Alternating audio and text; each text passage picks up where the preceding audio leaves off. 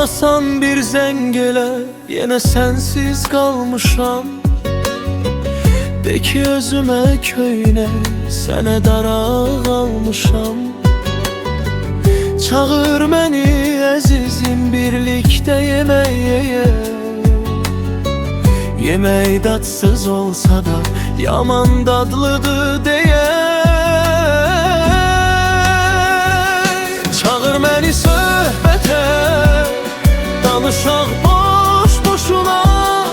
Ayrılanda deyim ki, söhbət gəldi xoşuna.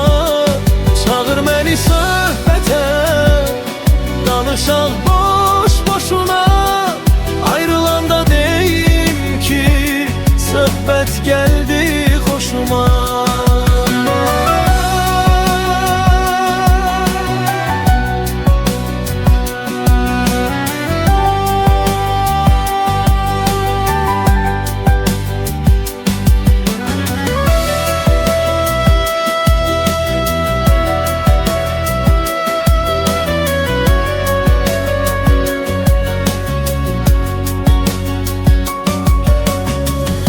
Bəhanə tap yenə, bugün sənlə görüşək.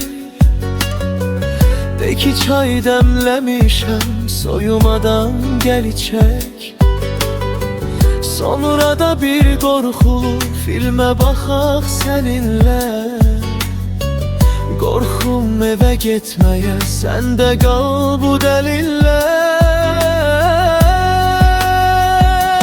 Çağır məni söhbətə, danışaq boş-boşuna.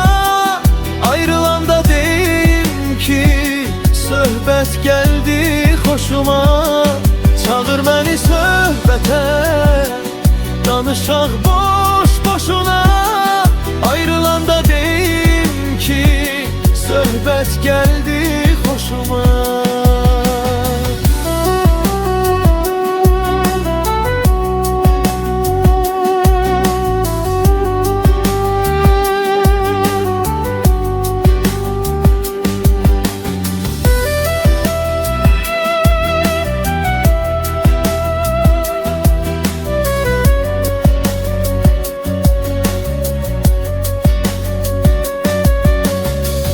Yetər ki çağır məni, tut əlimdən əzizim.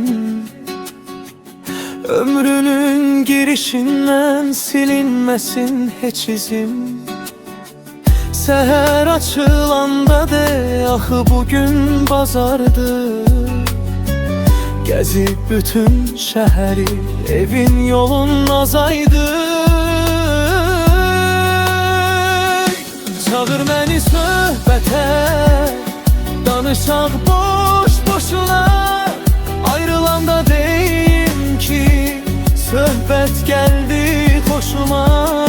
Çağır məni söhbətə, danışaq boş-boşuna. Ayrılanda deyim ki, söhbət gəldi xoşuma.